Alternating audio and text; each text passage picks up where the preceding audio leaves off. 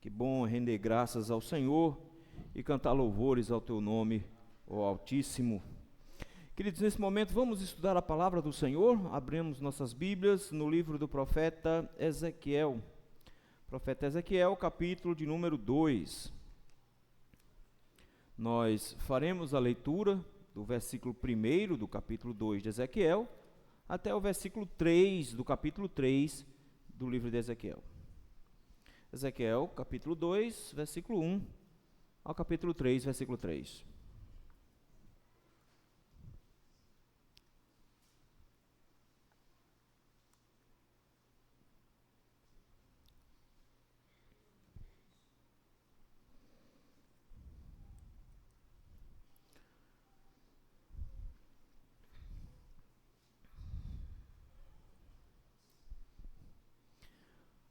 Assim diz a palavra santa do Senhor. Esta voz me disse: Filho do homem, põe-te em pé e falarei contigo. Então entrou em mim o Espírito que falava comigo e me pôs em pé e ouvi o que me falava. Ele me disse: Filho do homem, eu te envio aos filhos de Israel, as nações rebeldes que se insurgiram contra mim. Eles e seus pais prevaricaram contra mim até precisamente ao dia de hoje. Os filhos são de duro semblante e obstinados de coração. Eu te envio a eles e lhes dirás: assim diz o Senhor Deus. Eles quer ouçam, quer deixem de ouvir, porque são casa rebelde. Hão de saber que esteve no meio deles um profeta. Tu, ó filho do homem, não os temas, nem temas as suas palavras, ainda que haja sarça e espinhos para contigo, e tu habites com escorpiões. Não temas as suas palavras, nem te assustes com o rosto deles, porque são casa rebelde. Mas tu lhe dirás as minhas palavras, quer ouçam, quer deixem de ouvir, pois são rebeldes.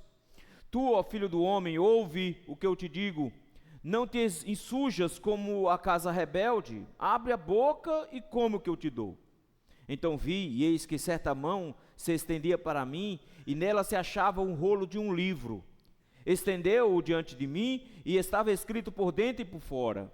Nele estavam escritas lamentações, suspiros e ais. Ainda me disse: filho do homem, como que achares? Come este rolo, vai e fala à casa de Israel. Então abri a boca, e ele me deu a comer o rolo, e me disse: filho do homem, dá de comer ao teu ventre, e enche as tuas entranhas deste rolo que eu te dou. Eu comi, e na boca me era doce como o mel. No final do século XVIII, meus irmãos, um sapateiro inglês chamado William Carey decidiu que iria pregar o evangelho na Índia. Ele, numa reunião de pastores, resolveu compartilhar essa sua visão de que pregaria o evangelho na Índia. Um dos pastores presentes simplesmente levantou-se para ele e disse: sente-se, jovem, quando Deus quiser converter os pagãos, ele o fará sem a sua ajuda. Desmotivado, mas mesmo assim entendendo que era da vontade do Senhor, ele se juntou a uma junta de missões e foi. E as dificuldades que ele enfrentou lá, meus irmãos, foram terríveis, a começar por doenças. Pegou muitas vezes febre, enfrentou muitas enfermidades, até que em certo momento perdeu o seu filho. O seu filho Peter morreu, e por causa da morte do seu filho, a sua esposa entrou num colapso mental, chegou a fugir de casa algumas vezes, encontrada na mata, ficou muito sofrida por conta disso, e ele passou muitos maus bocados, porque enquanto trabalhava na pregação do evangelho e na tradução da Bíblia, a esposa estava sempre enferma. Como se não bastasse, mais tarde ele perdeu a própria esposa, ela também veio a falecer devido aos seus problemas de saúde, e ainda perdeu um segundo filho mais novo ainda, durante todo esse processo. Como se não bastasse, meus irmãos, ele não conseguiu resultados tão rápidos. Foram 7 anos até que houvesse um convertido, um homem chamado Krishnapal. Lá no ano 1800 ele se converteu, e se converteu depois que o Carey ajudou num acidente que ele teve com a família dele, e aí então ele ouviu o evangelho e se converteu. Foram 7 anos de trabalho sem resultados. trabalhando o tempo inteiro, tentando traduzir a Bíblia para uma língua difícil. Imagine o inglês tentando fazer isso, traduzindo a língua para o bengali. Levou muito tempo até que ele conseguisse alguma coisa. E ainda pior, ele ainda teve que enfrentar muitas oposições ao redor. Oposições, em primeiro lugar, dos próprios colonizadores britânicos, porque entendiam que ele era uma espécie de revolucionário, estava causando confusão e atrapalhando o comércio da Inglaterra com a Índia. Eles achavam que ele estava atrapalhando o comércio e por isso ele deveria ser retirado de lá. Além disso, meus irmãos, os próprios hindus eram contra eles, porque entendiam que ele estavam minando a religião local. É óbvio, ele está pregando o cristianismo. E que incrível que até os próprios crentes, colegas missionários dele, por várias vezes tentaram desmotivá-lo, desanimá-lo na tradução, dizendo que ele não ia ter resultados, que ele não ia conseguir ir para frente. Esse irmão, meus irmãos, William Carey, perseverou, continuou trabalhando na tradução das Escrituras, plantando sementes sem ver nenhuma nascer. Mas esse homem, meus irmãos, hoje é conhecido como o pai das missões modernas. Ficou conhecido como um dos maiores missionários da nossa época, mesmo em meio a uma situação bem difícil. Entende isso, meus queridos, porque ele entendeu que tinha uma mensagem da parte de Deus para entregar à Índia, uma mensagem desafiadora, e que ele entendeu que valia a pena todo o sacrifício para que essa mensagem chegasse a alguém. Da mesma forma, nós temos aqui um Ezequiel, que também vai enfrentar tudo e todos, que vai passar por maus bocados, mas que também entende que ele tem uma mensagem importante demais para entregar ao povo, e por isso mesmo ele está completamente disposto a abraçar esse chamado de Deus com fidelidade. O texto de Ezequiel, meus irmãos, é interessante, justamente porque ele é escrito por um sacerdote. Ezequiel, assim como João Batista e como Jeremias, ele era da linhagem sacerdotal. E no capítulo 1 vai nos dizer que no ano que ele deveria assumir o sacerdócio, que era quando tinha 30 anos de idade, Jerusalém estava sitiada e o povo já tinha sido levado para o cativeiro, e ele é um daqueles que vai ser levado para o cativeiro babilônico também. Então ele não teve a oportunidade de assumir o trabalho no templo, justamente porque ele estava sendo levado cativo. Mas é impressionante, meus irmãos, porque em meio a essa situação toda, o Senhor vai usá-lo de forma muito poderosa. Ele tinha basicamente uns 4 anos, o ministério de Jeremias tinha uns 4 anos em Jerusalém quando ele nasceu. Então é possível que ele tenha ouvido mensagens de Jeremias, e uma carta que Jeremias mandou para a Babilônia pode ter chegado até as mãos deles de alguma forma, e isso o despertou para o próprio ministério. Tudo indica que ele conheceu Daniel, e que por conta disso mesmo, eles dois têm ministérios muito parecidos. Enquanto o ministério de Daniel é um ministério palaciano, para trabalhar dentro do próprio palácio de Nabucodonosor, o ministério de Ezequiel é no povão. Ele vai para o meio daqueles que estão no cativeiro, falando diretamente para esse povo do cativeiro. E por que Deus precisa falar para esse povo no meio do cativeiro? Porque eles tinham um coração muito duro, meus irmãos. E mesmo tendo sido levados para o cativeiro, por causa do pecado deles, por causa da idolatria deles, eles ainda tinham um monte de confianças vãs. A gente pensa que acabaram seus falsos profetas quando eles foram para a Babilônia, mas não acabou. Havia muitos falsos profetas, lutaram contra Jeremias e lutaram contra Ezequiel também.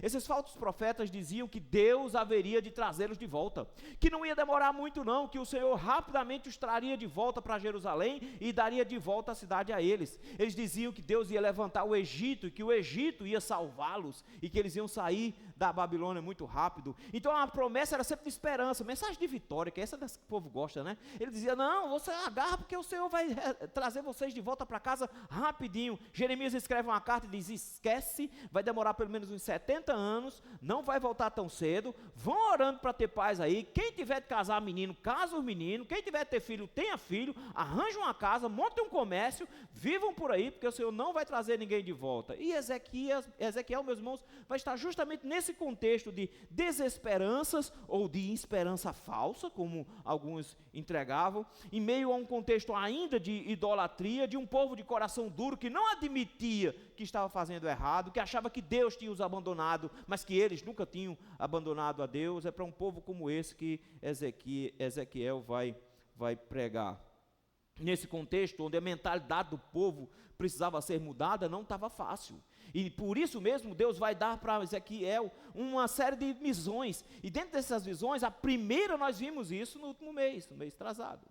Nós vimos o Senhor mostrando que tem domínio sobre tudo. Deus se apresentou para Ezequiel em meio a um fogo e vento, apresentou-se numa carruagem, num trono que anda para frente e para trás, um Deus que governa tudo, que comanda tudo, que conduz todas as coisas de forma poderosa e gloriosa.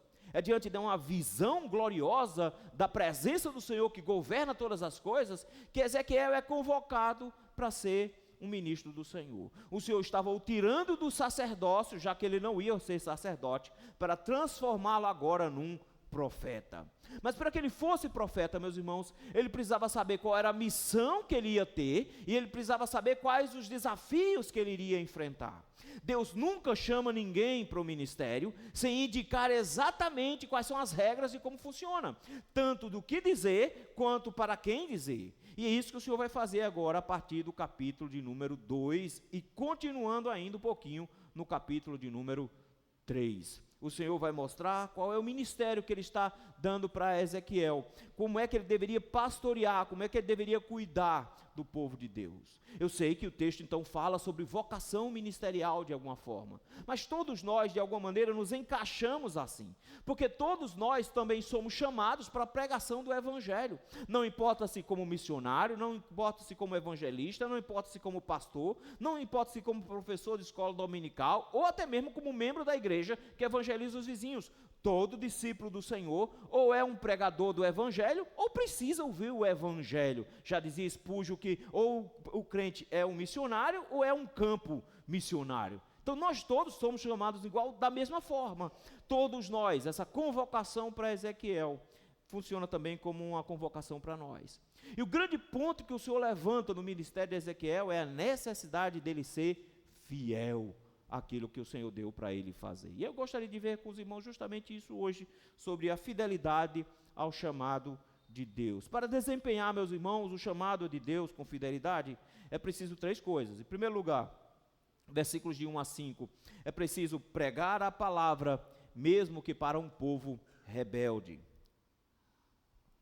Versículo de número 1, ele está conectando ao final da visão do capítulo de número 1. No versículo 1 ele fala, esta voz me disse. Que voz? A voz que está descrita no versículo 28. No 28 ele diz que viu um aspecto como de um arco, de aparência na nuvem do dia de chuva, e assim era o resplendor em redor. Esta era a aparência da glória do Senhor. Vendo isso, caí com o rosto em terra e ouvi a voz de quem falava. Ele está ouvindo o próprio Deus aqui. Mas note que também tem um segundo aspecto relacionado a esse versículo que está dando continuidade no versículo 1. Primeiro, diz que essa voz que ele ouvia era a voz do próprio Deus que falava com ele lá atrás, mas também diz que ele estava curvado. O texto diz que ele literalmente estava com o rosto no chão. Ele caiu de cara, então ele estava deitado no chão, ajoelhado no chão, de alguma maneira, com a cara no chão. E por isso o texto já inicia com uma convocação do Senhor bem rápida. Eles ouviam a voz do Senhor e a voz do Senhor diz, fique de pé, fique de pé. O Senhor tem algo para dizer para ele e não pode dizer para ele enquanto ele estiver aterrado por aquela visão. Ele viu a glória de Deus, meus irmãos. Ninguém que viu a glória de Deus no Antigo Testamento ficou tranquilo. Todo mundo ficou apavorado, todo mundo meteu a cara no chão. Os crentes ficam cantando, eu vejo a glória do Senhor aqui, mas parece que é um negócio tranquilo. No Antigo Testamento não era não, era para cair com as pernas moles no chão imediatamente. E ele assim que ele estava. E ele não tem sequer forças. Veja o que acontece com ele. Acontece a mesma coisa com Daniel. Daniel diz que nem sequer tem forças para ficar de pé. Ele também não tem.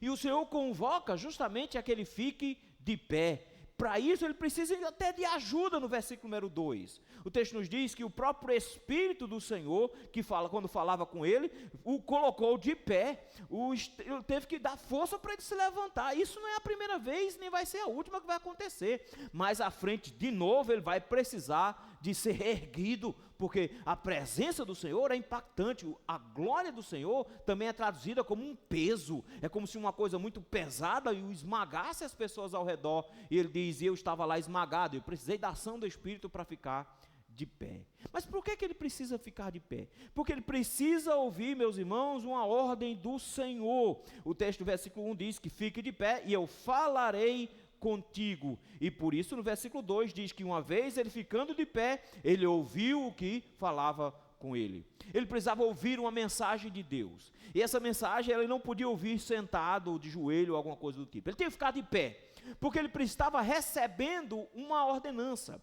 Ele haveria de receber um direcionamento. Ele tinha que receber da parte de Deus uma ordem de serviço. E não dá para ouvir uma ordem assim simplesmente sentado ou ajoelhado. Ele tinha que ficar de pé para ouvir isso. Mas tem uma coisa interessante que acontece aqui. Não sei se você prestou atenção na leitura, mas o tempo inteiro Deus não chama Ezequiel de Ezequiel. Notaram? Em nenhum momento ele fica, Ezequiel, escuta aqui, preste atenção. Ele não diz isso. O tempo todo ele chama Ezequiel de filho do homem. 93 vezes aparece a palavra filho do homem aqui. Somente ele é chamado desse jeito. E Daniel, lá no capítulo número 8, também é chamado de filho do homem. Também tem uma expressão lá para filho do homem. Mas Ezequiel, meus irmãos, o tempo inteiro é chamado de o filho do homem. O filho do homem. Essa expressão, na verdade, é uma forma de humilhação. É porque ele acabou de ver a glória de Deus e o tamanho do Senhor, e de repente vendo toda essa glória e poder que Deus possui, Deus o coloca no lugar dele, ou filho de Adão, ou filho do homem, ou pessoa insignificante. Você é muito pequenininho, você é muito insignificante, então você vai ser chamado o tempo inteiro de filho do homem. Você é aquele que tem uma natureza humana, em comparação com a natureza divina que ele acabou de olhar no capítulo 1, isso é aterrador, isso é para ainda mais assustar. Mas Deus não permite que os seus servos se achem importantes diante da missão que ele está dando, porque a missão é fantástica, a missão é grandiosa, é ser o representante de Deus na terra, é ser o próprio representante do Senhor, e as pessoas podem achar que isso é uma grande honra, a ponto de se acharem superior aos outros. Aí Deus fica o tempo todo, insignificante, você mesmo, filho de homem, você que tem uma natureza humana, você que é abaixo do divino, você que é pequeno. Ele fica o tempo todo colocando no lugar certo. Mas é impressionante, porque essa expressão que é usada tantas vezes com referência a Ezequiel, e só aqui vocês viram tanto de vezes que ele fica o tempo todo chamando de filho do homem, vai ser mais tarde, meus irmãos, utilizado pelo próprio Jesus, porque ao passo que por 93 vezes Ezequiel será chamado de filho do homem, Jesus vai falar 80 vezes que o filho do homem é ele, mostrando que ele também tinha essa natureza humana, mas que ao contrário de ser rebaixado, ele era elevado, enquanto elevando a própria natureza humana junto com a divina. Fizeste-o, no entanto, por um pouco menor do que os anjos, mas de glória e de honra o coroaste. Cristo eleva o nome, de forma que a natureza humana hoje domina o universo inteiro. Cristo, o homem, é quem comanda a tudo, acima inclusive dos próprios anjos. Tem um homem controlando tudo isso. Nesse ponto, queridos, nós vemos então uma referência direta entre o ministério de Ezequiel e o próprio ministério de Cristo. Ele é chamado do Filho do Homem porque ele tem uma mensagem a transmitir aqui. Ele tem algo a dizer ao povo e ele precisa ouvir isso. Diante dessa necessidade de uma pregação, o texto nos diz, versículo 2, que Deus mesmo vai falar com ele e vai instruí-lo no que ele tem que fazer. E é interessante, meus irmãos, porque o Senhor não fica dourando a pílula. Às vezes a gente acha que esperança vem de falsas expectativas. A gente acha que para que alguém tenha esperança, a gente tem que mentir para a pessoa. Que a pessoa está lá no hospital e está morrendo, se acabando, a gente sabe que nem vai sair de lá, e a gente fica, não, fulano, crê em Deus, vai ficar bom, vai ficar bom. Não, meus irmãos, dar falsa esperança não é esperança verdadeira. Então o que é que Deus faz? Deus dá logo a real. Eu acho bom isso de Deus. Isso é fantástico nele. Ele não fica dizendo, vai dar tudo certo. Não, vai dar tudo errado. Não vai funcionar nada do que você vai tentar fazer. Olha, vai ser só problema daqui para lá. Não tem nessa de só vitória não. É só problema. Vai ter só dificuldade. Mas diante da visão daquela glória incrível que ele acabou de ver, Deus diz, eu tenho uma missão para você que vai ser muito difícil.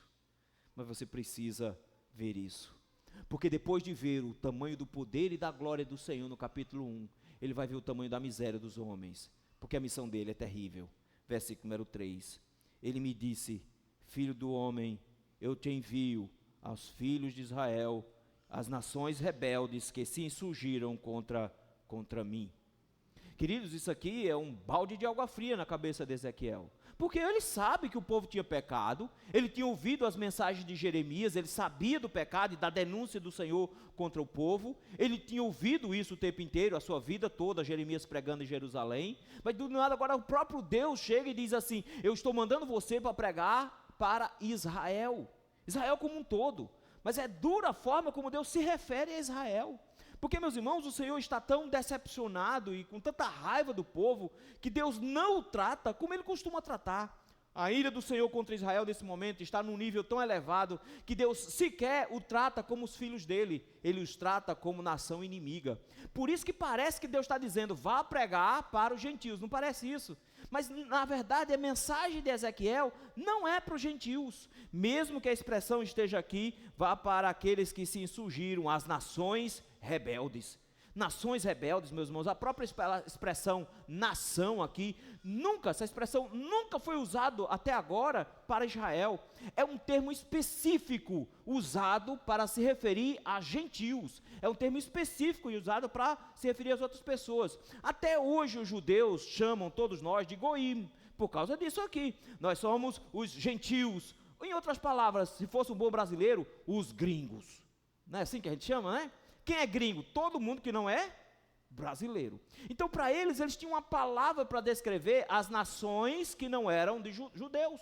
Mas Deus, de repente, chama o profeta para pregar e diz, você vai pregar. Em primeiro lugar, ele diz assim, aos filhos de Israel, você vai aos filhos de Israel, essas nações pagãs, essas nações rebeldes. E a partir de agora, meus irmãos, esse conceito de rebeldia vai se instalar, porque o Senhor diz que eles se comportam do jeito dos pagãos, então como é que Deus vai tratá-los? Do jeito de um pagão?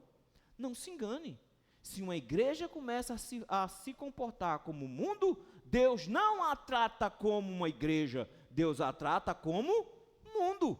É simples, o comportamento denuncia a sua natureza. Ele está dizendo, vocês são uma nação rebelde, vocês são um povo estrangeiro rebelde. Ele vai corrigir isso no capítulo número 3, quando ele diz assim, eu não vou enviar você para um povo de língua estranha, ou seja, não é um povo de uma outra língua, é falando a mesma língua que você, mas é uma outra nação, uma nação que eu não reconheço, uma nação rebelde.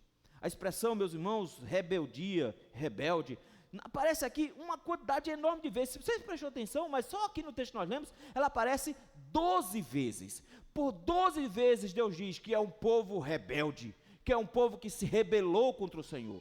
Vejam, meus irmãos, que rebelde é uma pessoa que é revoltada contra Deus. É alguém que se revoltou contra a autoridade do Senhor e que está fazendo exatamente o contrário do que Deus tinha mandado. Parece uma nação de adolescente, está vendo? Uma nação de rebeldes, daqueles que se insurgem contra a autoridade do seu pai. Eles estão fazendo justamente o contrário do que o pai dele manda. Eles são rebeldes.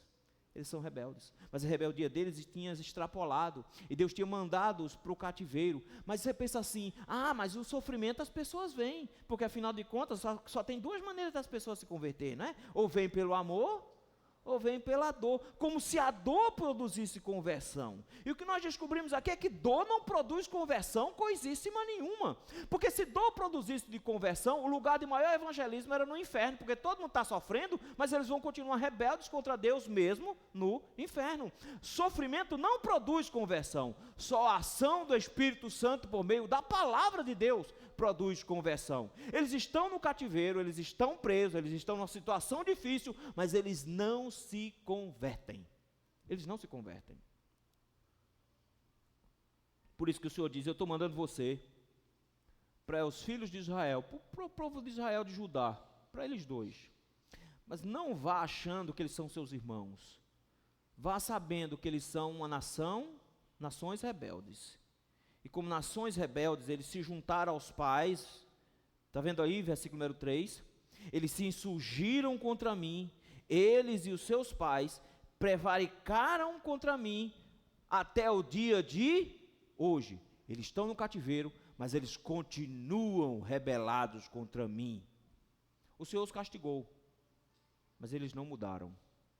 O Senhor os mandou para o cativeiro, mas eles continuam prevaricando contra o Senhor, desde os pais deles até o dia de hoje. E no versículo número 4, o Senhor diz, o seu público-alvo, Ezequiel, será o pior possível. Eu sei que quando o Senhor nos chama a pregar, a gente gostaria de um mundo completamente solícito. a gente fica esperando que o mundo receba a gente, que coisa boa, trouxe salvação para nós que estávamos em trevas, finalmente vamos ver a luz, vem cá e pregue para mim. A gente espera que as pessoas reajam assim, mas o mundo não vai reagir assim jamais. O mundo, meus irmãos, vive em rebeldia contra Deus, e nessa rebeldia contra Deus, eles sempre terão uma atitude hostil contra o povo de Deus. E é justamente essa atitude hostil que o Senhor vai descrever aqui no versículo número 4. Ele diz: qual é o povo que vai te ouvir? Qual é o povo que vai ser a sua plateia? Os filhos são de duro semblante e obstinados de coração.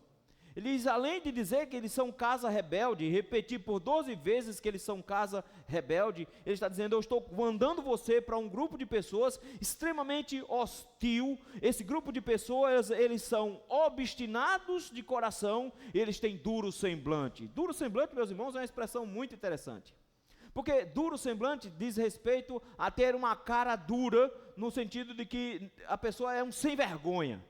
É o camarada que tem aquela cara de pau. Já ouviu essa? Pronto, é uma cara dura. É a pessoa que tem duro semblante. Ele está dizendo: eu falo com eles e eles nem ligam, eles não se importam. Eles têm a cara de pau mesmo. Eles não têm nenhum pingo de vergonha. Eu denuncio o pecado e eles não têm vergonha do pecado que eles praticam. Você está sendo enviado para um povo que não tem vergonha na cara quando escuta a pregação.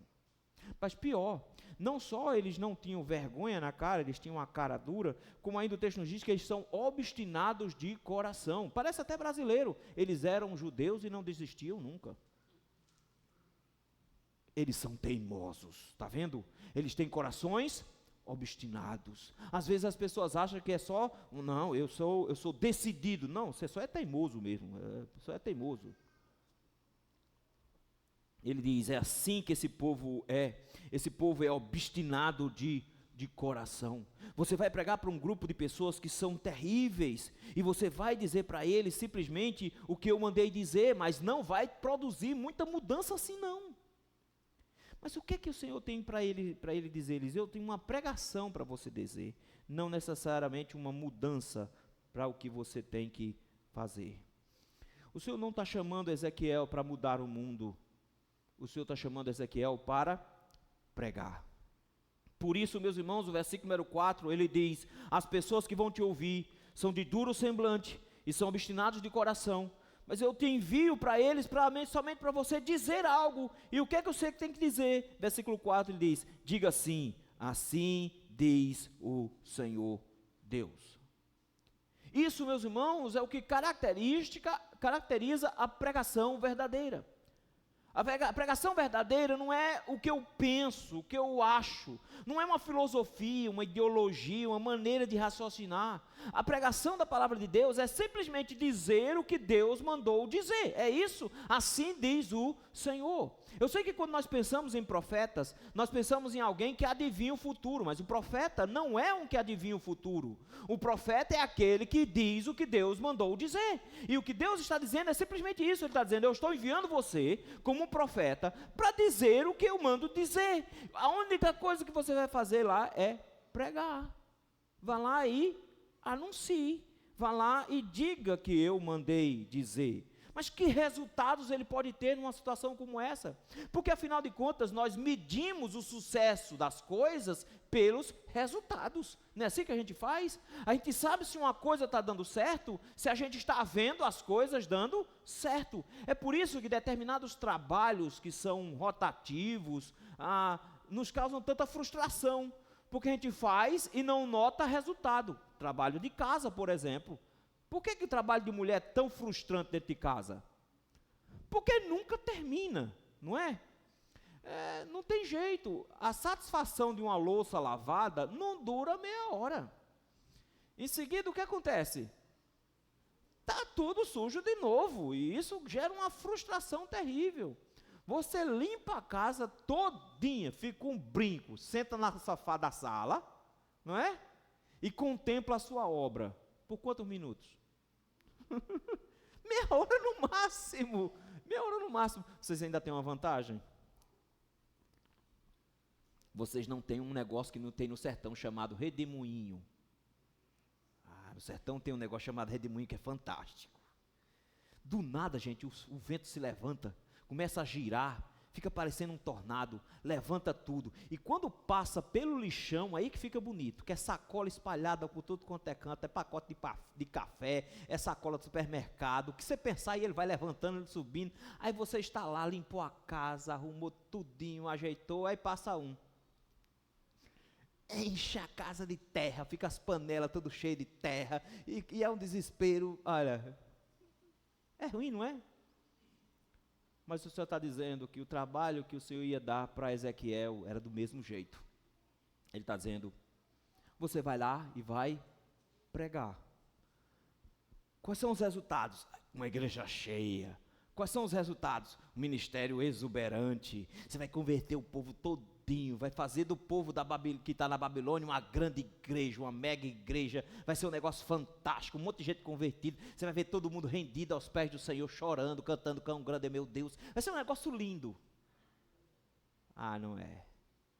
O Senhor diz, eu estou te chamando, Ezequiel, para que você vá para lá e simplesmente diga o que eu mandei você dizer. E o único resultado do seu ministério está aí no versículo número 5. Ele diz, porque não faz a menor diferença se eles escutam ou se eles não escutam. Para aquele que prega, meus irmãos, diz o Senhor, não faz a diferença nos resultados que vocês procuram. Um grande pregador não é aquele que converteu milhares. Um grande pregador não é aquele que encheu estádios de futebol. Um grande pregador não é esse. Esse não é um pregador grande aos olhos do Senhor. Porque o que o Senhor requer dos dispenseiros é que cada um deles seja encontrado fiel. 1 Coríntios 4:2. Nesse ponto o Senhor diz, a única coisa que eu quero de você é que você vá lá e pregue.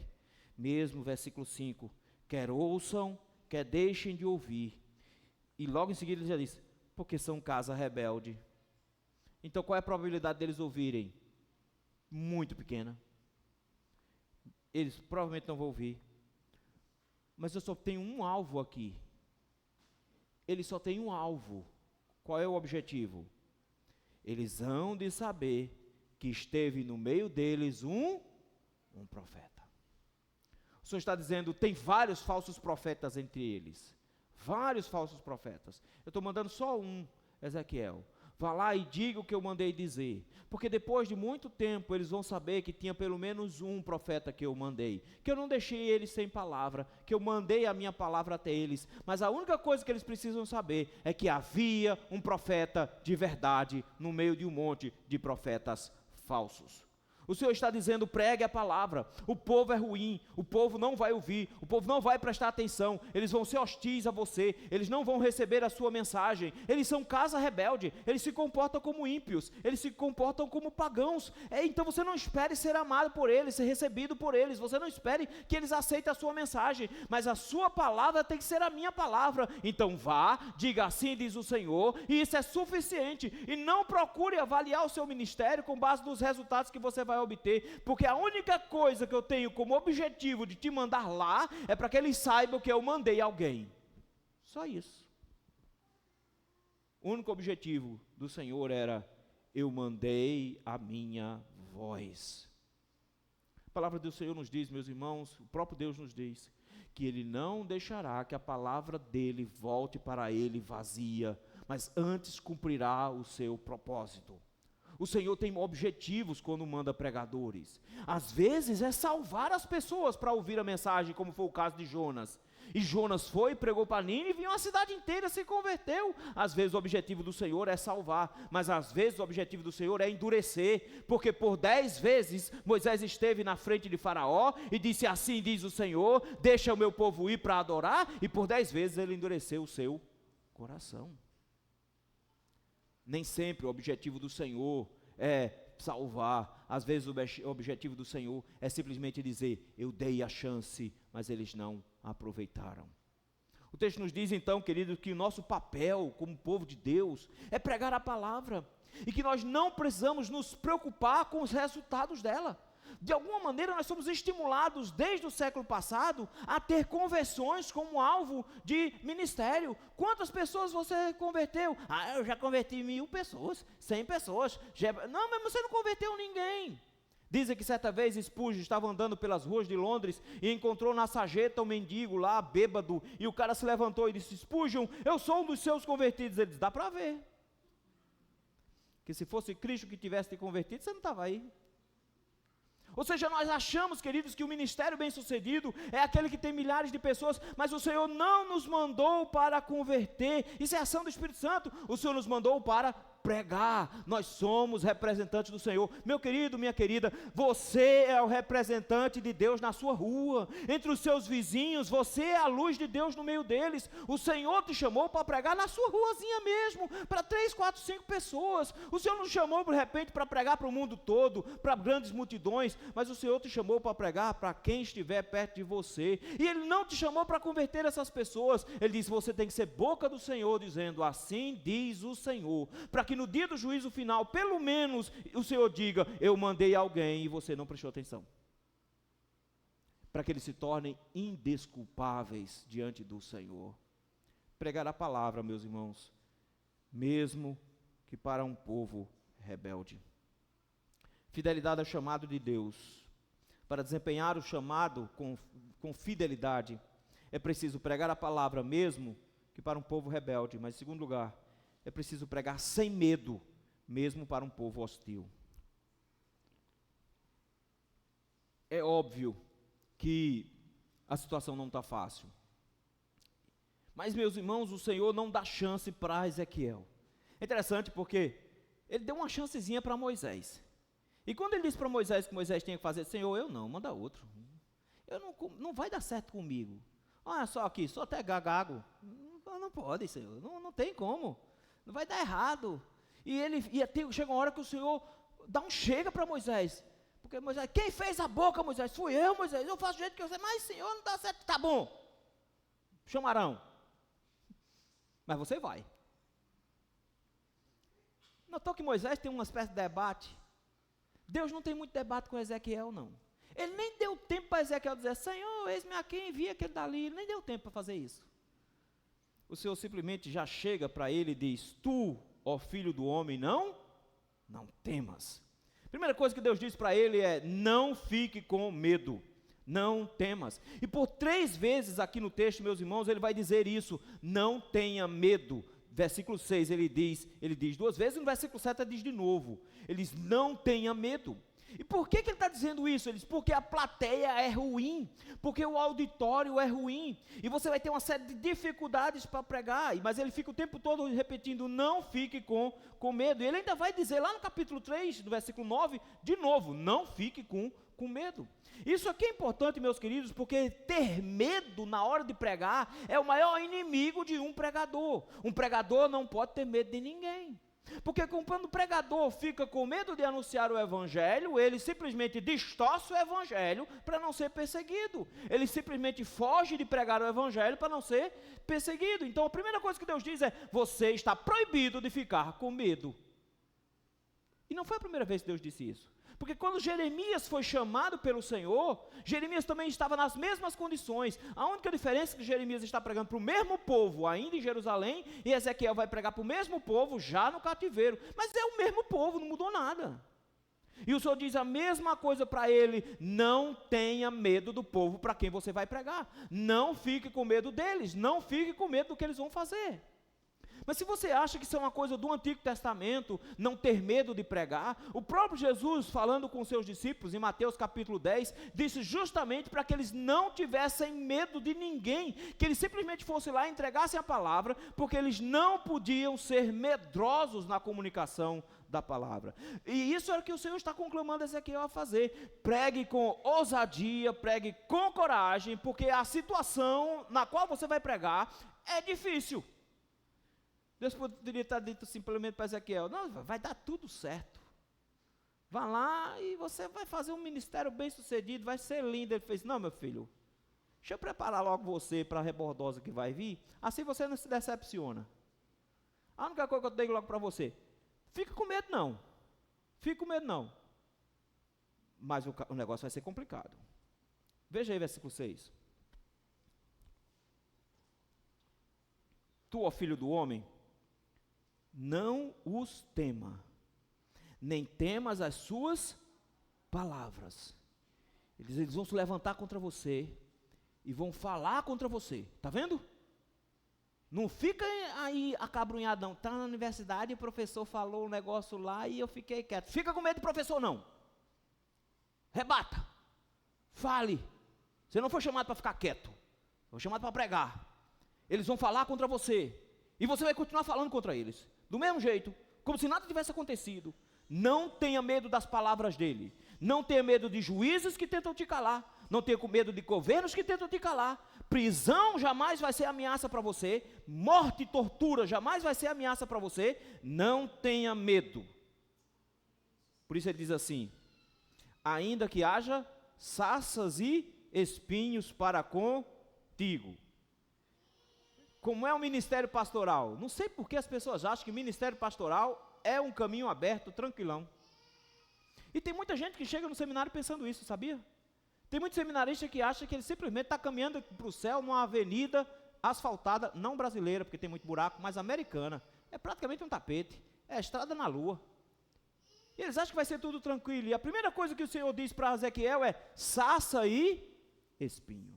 Sarças e espinhos, meus irmãos, são resultados do pecado. Foi assim que Deus amaldiçoou a terra. Ele disse que haveria de nascer cardos e abrolhos. E é um negócio chato, é um negócio complicado.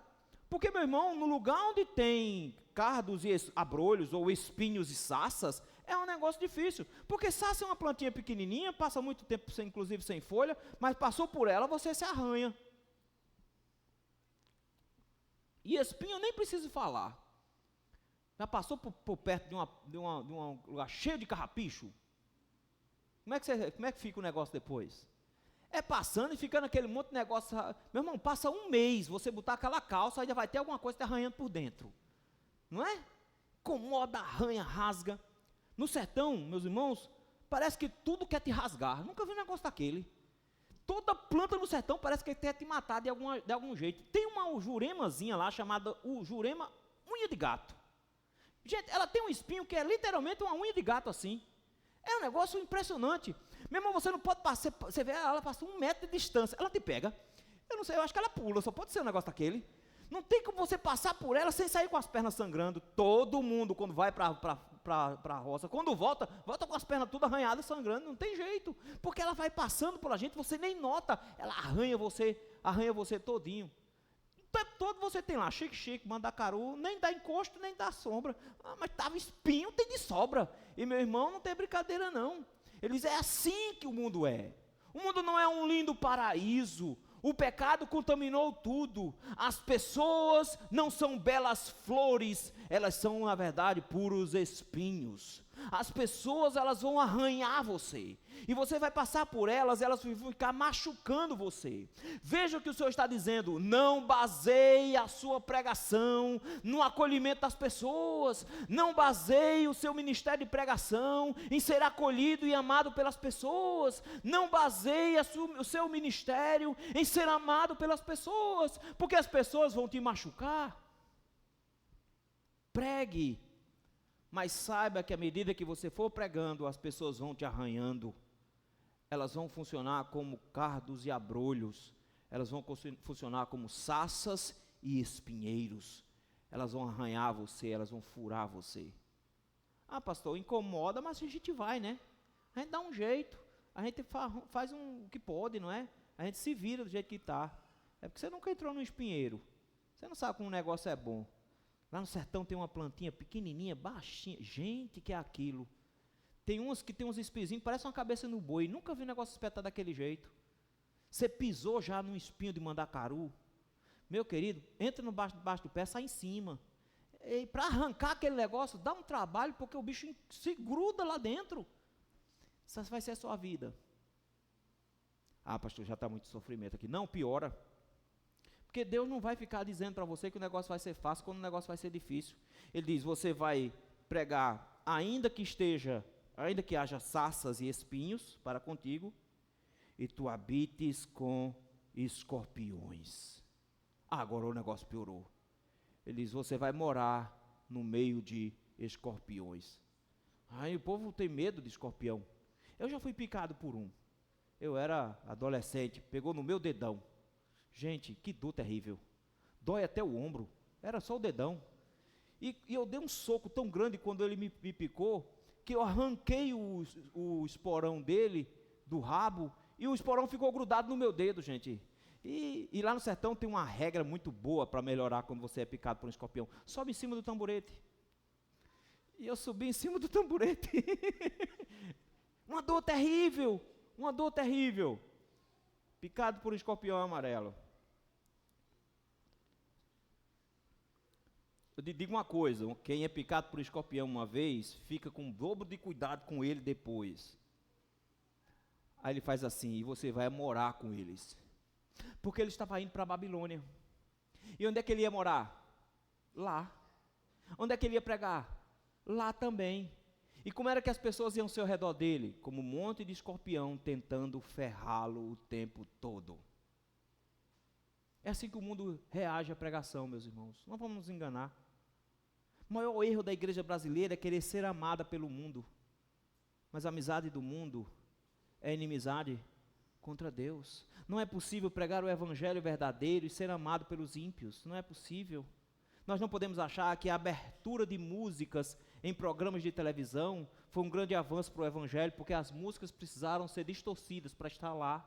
Para que ímpios cantem sem se ofender, para que ímpios cantem se alegrando, quando na verdade deveriam estar se arrependendo. A mensagem precisa ser modificada para que escorpiões te aceitem.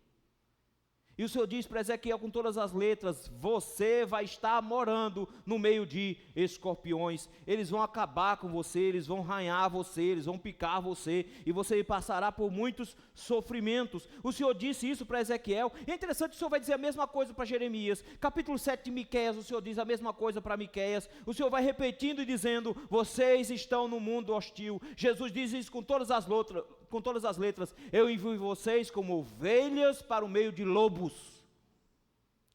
Não esperem ser bem tratados. Não espere que seu vizinho vai amar ouvir a sua pregação. Eles vá lá e pregue, porque eles são casa rebelde, versículo número 6. Eles são ruins, mas não temas as suas palavras. Já viu que ele disse isso 2 vezes?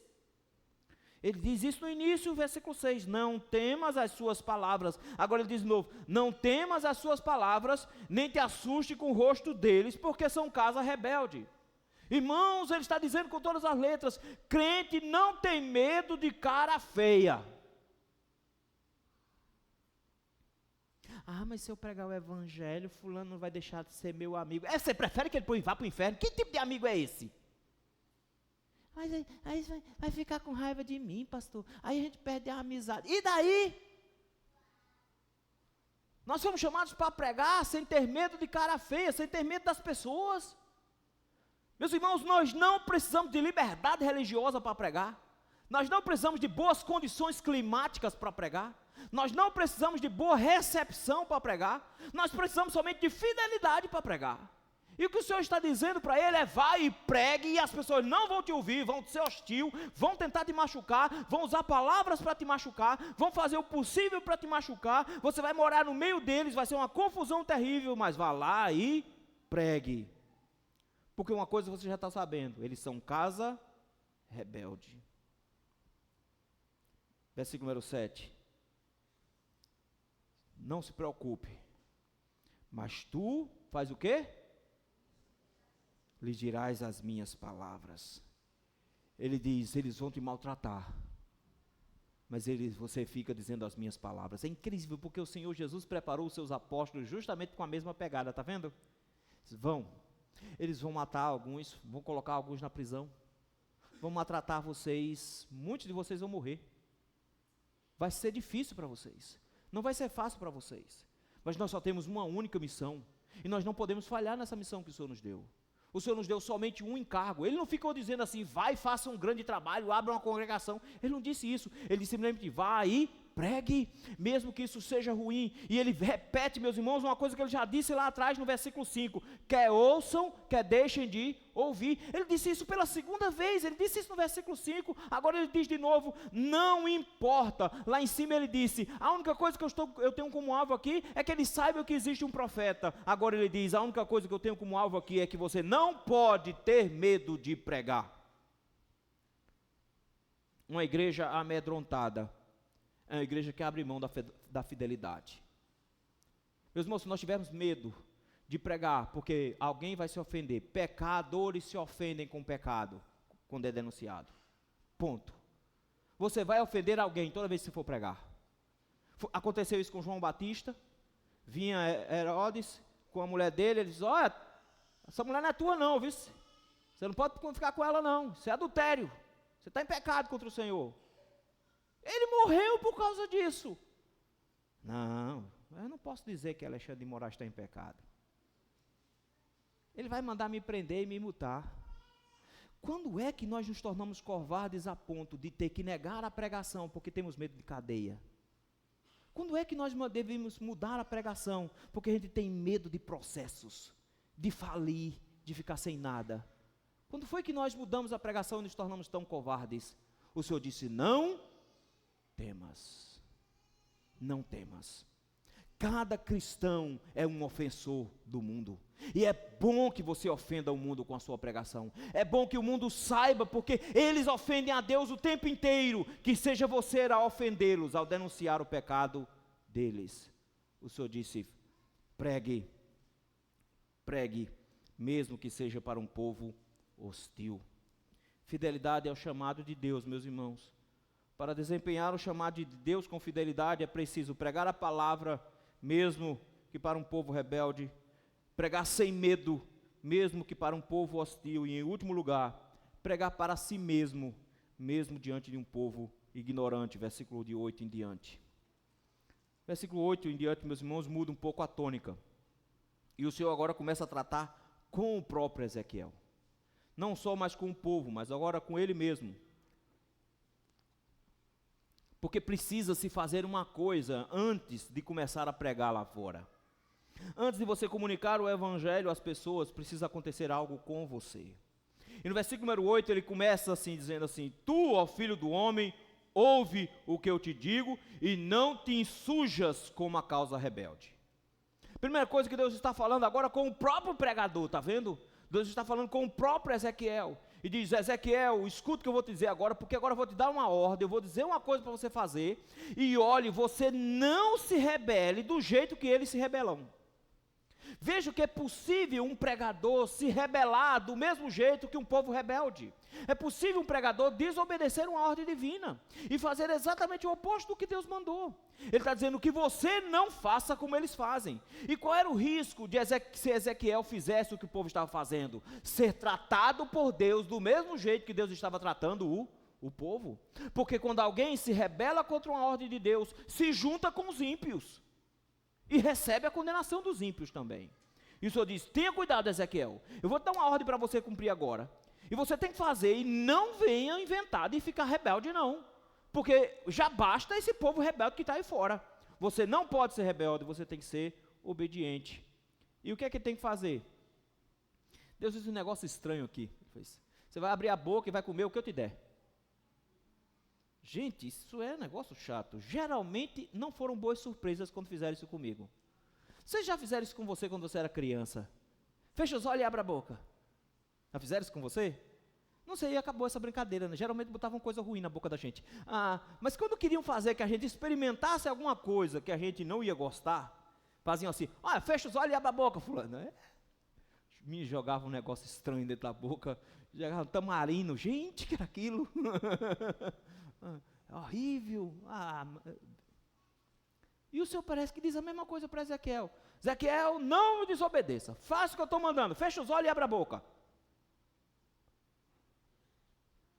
O que eu te der para comer, Ezequiel, coma. Como que eu te der para comer?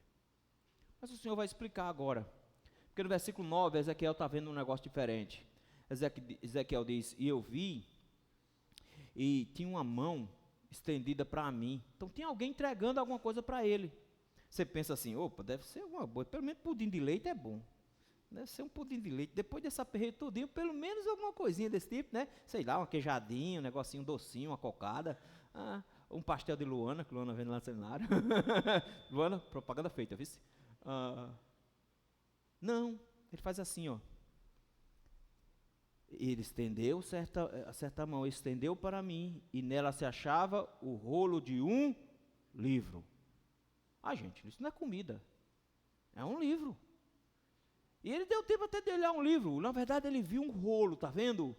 E era um pergaminho, era um pergaminho que ele tinha.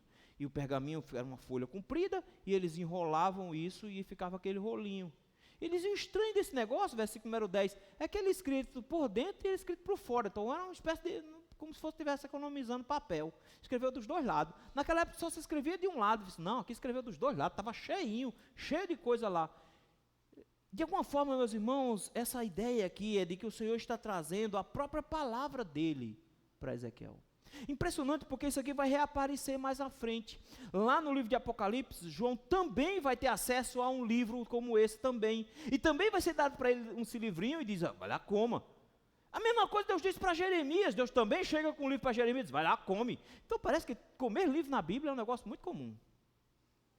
E ele fica dizendo aqui para ele, está aqui um livro escrito por dentro e por fora, mas é a própria mensagem de Deus. Por isso que o texto diz assim, deu para saber o que é que tinha dentro. O que é que tinha dentro, escrito no livro? Lamentações, suspiros e ais. E meus irmãos, temos um problema agora, porque a mensagem não é boa. A mensagem do livro não é legal, está vendo? Porque o que se espera que haja de mensagem quando o povo está em pecado? Lamentos, suspiros e ais. A mensagem era de condenação para um povo que estava em pecado. O livro que me foi apresentado era um livro com uma mensagem ruim de ser pregada, porque é uma mensagem dura e difícil de ser aceita, uma mensagem de condenação, não é legal, esse tipo de mensagem não é legal. Mas o Senhor, meus irmãos, entrega para ele um livro com as notícias que o Senhor tinha para dar para Israel. Talvez do capítulo 4 até o final desse livro de Ezequiel tivesse aqui, o Senhor está dando para ele a sua palavra, do mesmo jeito que deu para João, do mesmo jeito que deu para Jeremias, o Senhor está dando a sua palavra. E quando entrega a palavra no versículo 1, o Senhor diz para ele, pega esse livro e coma. Coma. E ele vai usar uma série de expressões para dizer como é que ele tem que ser comido. Notaram aí? Mostrando que é uma coisa muito importante que está acontecendo. Ele simplesmente diz assim, engole. Não é só engole. Ele está dizendo que tem uma série de expressões para definir o processo. Então é como se ele estivesse botando em câmera lenta com Ezequiel comendo o livro. Filho do homem, como que achares? Coma este rolo e vai e fala à casa de Israel. Ele diz então que eu abri a boca e ele me deu a comer. E aí o Senhor repete, filho do homem, dá a comer o teu ventre e enche as tuas entranhas deste rolo que eu te dou. Gente, não era um bilhete não. Notaram? Se fosse um bilhete ainda dava para comer. Mas ele disse, não, meu filho, come e enche o bucho. Notou? Você leu aí na versão sertaneja? Está aí no versículo 3. Ele faz assim, enche as tuas entranhas.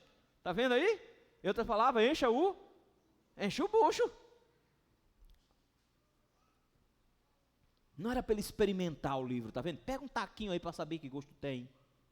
Não era uma amostra grátis. Ele não estava simplesmente pegando um momento de degustação do livro, não. Era uma refeição completa, como o livro todo que eu estou te dando. Pega ele todinho e engula todo, enche a barriga com esse livro. Por que ele precisava comer o livro, meus irmãos?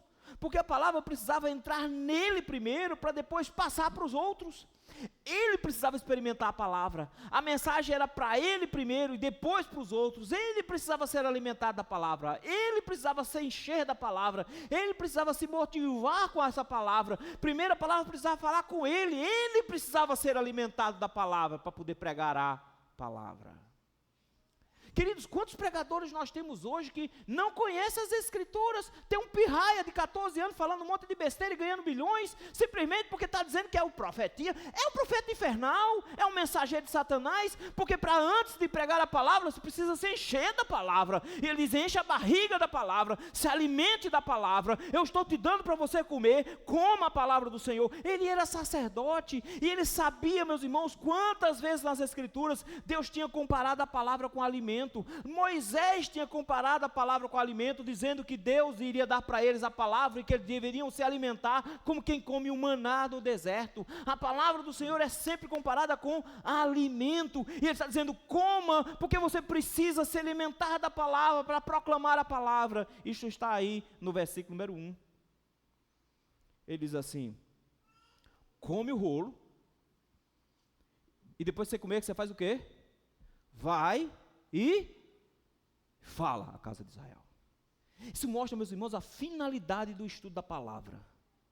A finalidade do estudo da palavra não é para você se tornar um cabeção teológico. A finalidade do estudo da palavra é para você proclamar a palavra. Isso é uma das maiores distorções que nós temos no meio reformado hoje. É um monte de jovens, um monte de gente que quer conhecer, mas não quer viver.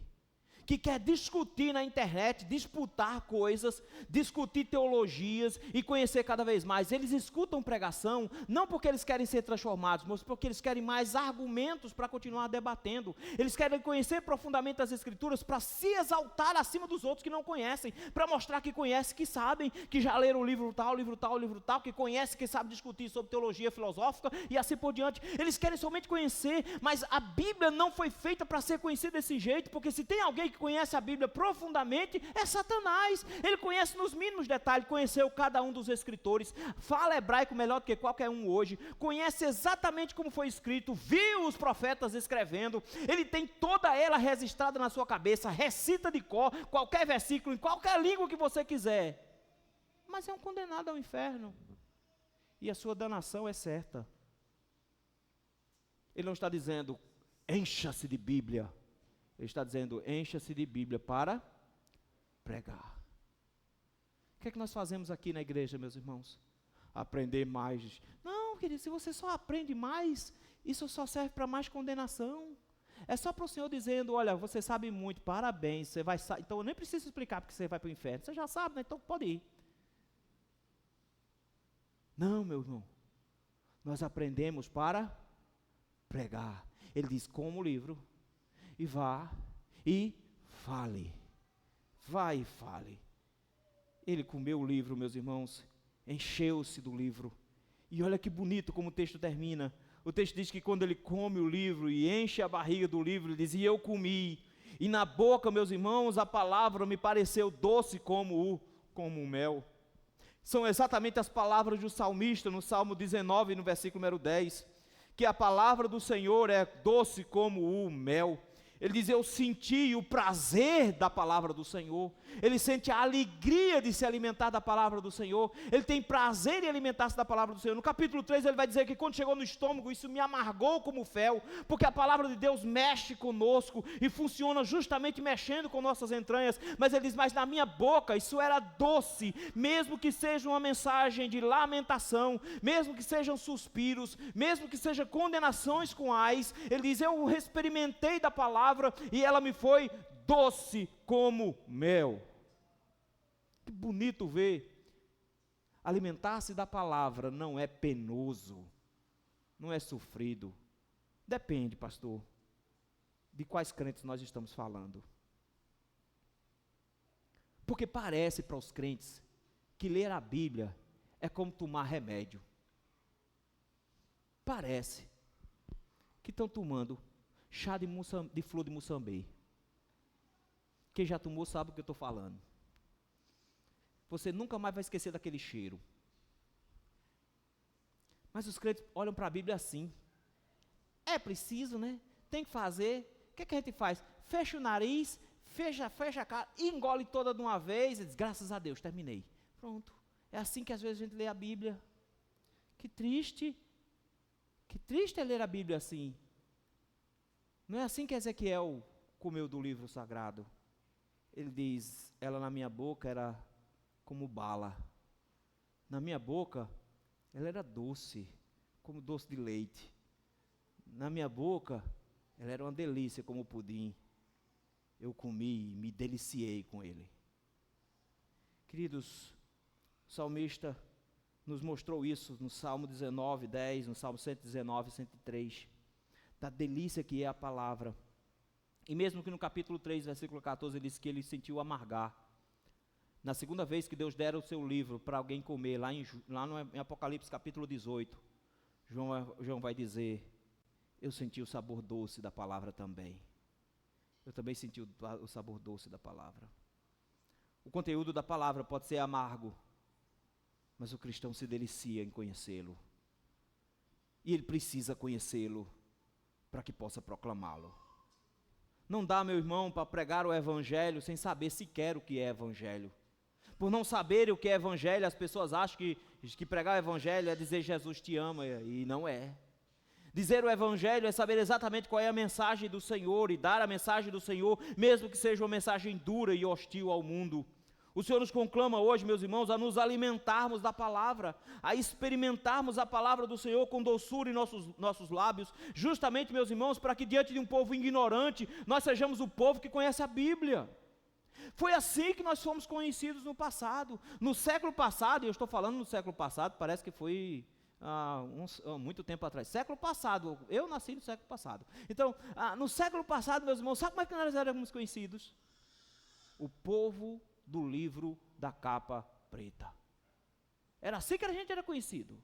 Não eram conhecidos como os reformados. Parece até nome de filme, né? Hoje reformados. Não, nós éramos conhecidos como o povo do livro da capa preta. O povo que lê Bíblia. Era o povo que conhecia as Escrituras, não sabia discutir muita teologia, não conseguia discutir muitas coisas filosóficas, nem sequer discutia muitas coisas profundas, mas tinha um versículo na boca para cada situação da vida. Recitava-se as Escrituras, se decorava as Escrituras, as pessoas tinham a Escritura na ponta do lábio. Crianças no departamento infantil sabiam salmos e mais salmos inteiros. Crianças no departamento infantil decoravam livros da Bíblia inteiro e recitavam com maior alegria. Hoje o menino não sabe nem João 3,16. Recita o versículo aí para mim. Qual é o versículo, João? Jesus chorou. Dá para recitar esse ainda. Que triste, meus irmãos. Meu menino é muito inteligente, meu menino sabe mexer no celular. Um versículo, sabe não, ele não consegue decorar. Ele sabe todos os pokémons. Ele conhece todos os pokémons, ele sabe todas as variações de pokémons no primeiro, no segundo e no terceiro estágio. Ele conhece todas as séries do Ash, ele sabe tudo sobre essa área, mas ele não tem a menor ideia quem é Ezequiel. Ele conhece todas as casas do Cavaleiro do Zodíaco. Não sabe mais não, isso aí só quem sabia era eu. Que triste, não é? Conhecermos todos os animes, todos os personagens que a Marvel fez, conhecer um por um e todos os seus poderes, mas não conhecer nenhum dos profetas. São assim as nossas igrejas, analfabetos que não conhecem a Bíblia. O profeta diz, alimente-se da Escritura. O povo do Senhor erra por não conhecer as Escrituras, nem o poder de Deus. Se você tem alguma coisa, meu querido, que você tem que buscar incessantemente, é conhecer as Escrituras. Mas eu escuto vez ou outra alguém dizendo, não dá, porque é complexo demais, é difícil demais, e esse povo não vai conseguir compreender. Que povo burro é esse que você tem, que consegue aprender engenharia, que consegue aprender medicina, que consegue aprender programação de alto nível, que consegue fazer um mestrado e um doutorado, que consegue alçar e dar aulas em universidades, e não consegue entender as Escrituras? Que povo é esse que você prega? Não, meu irmão, não é incapacidade cognitiva, é rebeldia de coração. E o Senhor diz com todas as letras para Ezequiel, não seja rebelde, não se insurja como eles, coma o que eu estou dando para você comer. Não seja como essa casa rebelde, coma para você poder pregar. O povo de Deus precisa conhecer as Escrituras para pregar o Evangelho. Precisa conhecer as Escrituras. Isso nos traz, meus irmãos, alguns desafios bem complicados. Porque eu sei que o texto está falando de ministério pastoral de alguma maneira, mas não importa se você tem ministério, não importa se você era uma liderança da igreja, professor de escola dominical, missionário, evangelista, ou alguém, um cristão que simplesmente foi chamado por Deus para ser um testemunho de sua mensagem ao seu vizinho. Não importa quem você seja. O texto aqui nos dá alguns desafios, meus irmãos, diante da fidelidade da pregação da palavra de Deus. O primeiro desafio é, não desanime para pregar a palavra. O mundo é hostil, meus irmãos, e o mundo sempre será hostil. Ninguém vai chegar na sua porta dizendo, fulano de tal, eu preciso ver a pregação, prega para mim. Não, o mundo vai sempre nos rechaçar. Eles vão aguentar a noite todinha de um forró na porta deles, mas eles não vão aguentar 5 minutos de você pregando o evangelho. Eles simplesmente vão ser sempre hostis e vão sempre falar mal de você. Mas o Senhor nos convidou para pregar, mesmo que seja só para dizer que o Senhor mandou um profeta e ninguém ouviu. Não importa se vão ouvir, não se preocupe com isso. O Senhor não te chamou para produzir resultados, o Senhor te chamou para ser fiel. O Senhor convidou cada um dos que estão aqui presentes, não importa quem você seja, cada um dos que estão aqui estão sendo convocados pelo Senhor, do mesmo jeito que o Senhor convocou a Ezequiel, a ser um proclamador da palavra em um mundo hostil, sabendo que essa proclamação da palavra é a ordem do Senhor. Portanto, preguem a palavra, ide por todo mundo, pregai o evangelho a toda criatura. Quem crê e foi batizado será salvo, quem não crê já está condenado e está resolvido o problema. O Senhor te chama a pregar e que Ele converta aqueles que ouvirem, mas que não seja você o encontrado infiel por não ter feito o que Ele mandou. Nós não podemos ser crentes agentes secretos que trabalham anos numa repartição de trabalho e ninguém nem sonha que você é crente. Ninguém nem sonha que você prega. Você também é crente, não sabia. Como não sabia? Como é que pode alguém ter convivido com outro e não falar de Cristo? Você é a coisa mais preciosa que nós temos. Temos que pregar o evangelho. Mas talvez você tenha medo. E esse é o segundo desafio que o Senhor te dá. O Senhor não chamou covardes. Quando o Senhor dá uma lista de pessoas que vão para o inferno, lá em Apocalipse, está lá um grupo estranho chamado os covardes.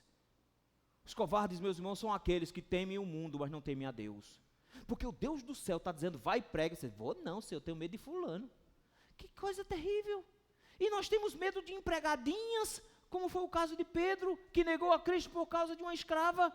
Nós temos medo, meus irmãos, de pessoas ridículas, pequenas, mas a gente tem medo, aí tem vergonha. Quem se envergonhar de mim diante dos homens, eu negarei diante de meu Pai que está no céu. Você nunca leu isso? Eu sou tímido, os tímidos não herdarão o reino dos céus, está lá escrito isso também.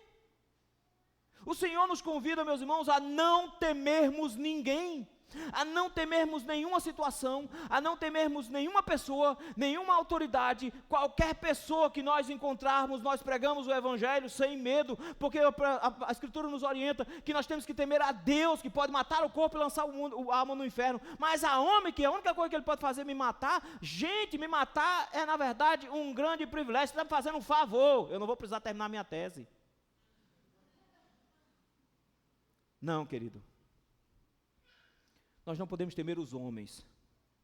Temer os homens é substituir Deus por eles. Temer os homens é deixar de temer a Deus. O Senhor não nos chamou como covardes. Mas pastor, vão se ofender e vão ficar com raiva de mim. Que fiquem. Mas pelo menos o Senhor me mandou e eu fui lá e fiz. Pastor, mas se eu pregar fulano de tal, que é meu parente, vai deixar de falar comigo? Que deixe. Eu já fui expulso com cabo de vassoura de casa de parente. Hoje é crente, bênção. Mas fomos lá, pregamos. Não entra, nunca mais entra na minha casa. Tá certo, mas no dia que você me chamar eu volto.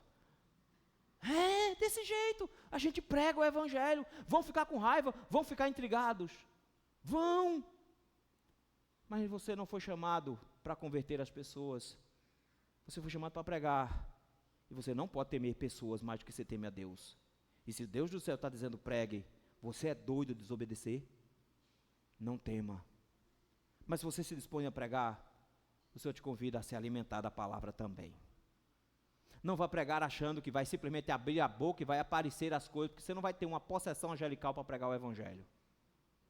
O Espírito Santo vai ter que sacar alguma coisa que está guardada no teu coração. Por isso, leia a Escritura para pregar.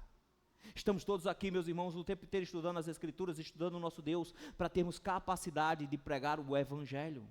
Por isso, queridos, vamos se agarrar com a Bíblia, vamos se agarrar com as Escrituras. Nós não sabemos por quanto tempo nós ainda temos na mão, mas cedo ou mais tarde vão querer tirá-la de nós. E a única coisa que nós vamos ter é guardá-la no coração. Meus irmãos, podem tirar um papel da sua mão, podem apagar um aplicativo do seu celular, podem tirar toda a Bíblia, mas eles jamais vão apagar a sua memória. Ela vai poder ser resgatada quantas vezes você bem desejar. Leia a palavra, se alimente da palavra, coma a palavra, decore a palavra, guarde a palavra no coração para não pecar contra o Senhor. Você precisa ter Bíblia no juízo o tempo inteiro. Inculque a palavra na cabeça dos seus filhos, faça-os aprender a palavra e force-os a decorar a palavra. Você precisa da palavra do Senhor. Para de decorar música besta e vai decorar versículo. Para de ficar decorando os personagens da novela. Para de decorar essas coisas de TV, de animes, de séries, e começa a decorar as coisas do Senhor. Se você conhece essas outras coisas, depois de conhecer a Bíblia, tudo bem, mas se você não tem o direito de conhecer mais sobre a cultura do mundo do que sobre a palavra do teu Deus, ela contém palavras de vida. Começa a ler a Bíblia toda, ainda hoje. Selecione passagens das Escrituras para decorar. E não descanse enquanto não decorar. Faça com que elas fluam facilmente da sua boca, com naturalidade. E elas saiam sem nem você sequer pensar. Encha-se da palavra do Senhor. E você vai pregar com muito mais facilidade. Queridos, William Carey, assim como Ezequiel, foi pregar para um ambiente bem hostil. Os hindus, os próprios ingleses, até os missionários tentaram fazê-lo desistir. Plantou numa terra seca por 7 anos, sem nenhuma conversão. Trabalhou em meio à doença, morte de 2 filhos, loucura da esposa e depois a morte da própria esposa. Enfrentou tudo isso, porque ele queria traduzir a Bíblia para o Bengali. E ele conseguiu traduzir pelo menos o Novo Testamento. E por causa dele, hoje, milhões de bengalis leem as Escrituras na Índia. E o Evangelho tem sido propagado. Porque esse homem escolheu obedecer. Não porque era fácil. Porque ia custar tudo a ele. Mas porque é a única coisa que um crente sabe fazer. Obedecer e ser fiel. Ele queria brilhar com a palavra do Senhor. Ele torrou a vida dele inteira para fazer isso. E não tem melhor maneira, meus irmãos, do que nós gastarmos nossa vida para proclamar o Evangelho do Senhor. Sejamos todos pregadores da palavra.